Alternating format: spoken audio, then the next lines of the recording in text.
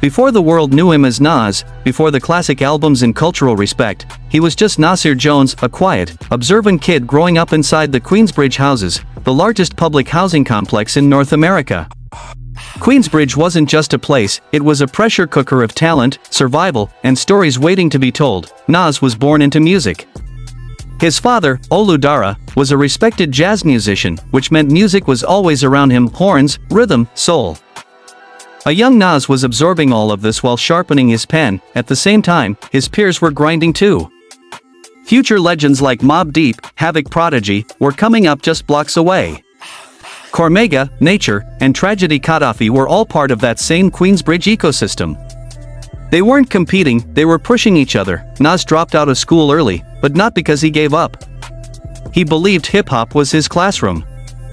He studied Rakim, KRS-One, Big Daddy Kane, and Slick Rick, but he wasn't trying to sound like them. He wanted to speak like Queensbridge itself: raw, poetic, unfiltered, and intelligent. By his late teens, people around the borough already knew this kid was different. Everything changed when Nas recorded a demo that would quietly move through the industry like a secret weapon. One verse.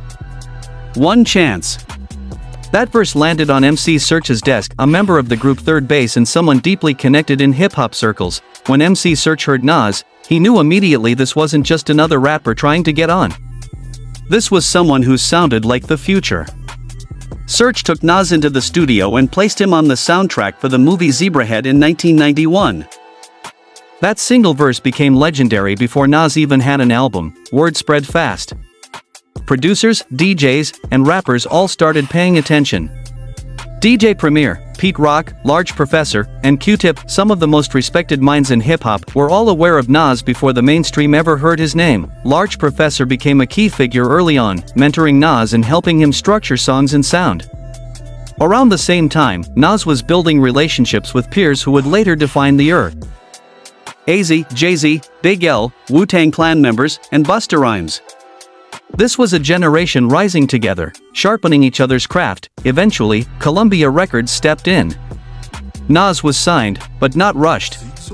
The label understood they weren't just signing an artist, they were signing a voice that represented New York itself. This moment wasn't about fame yet. It was about respect. And Nas had already earned it.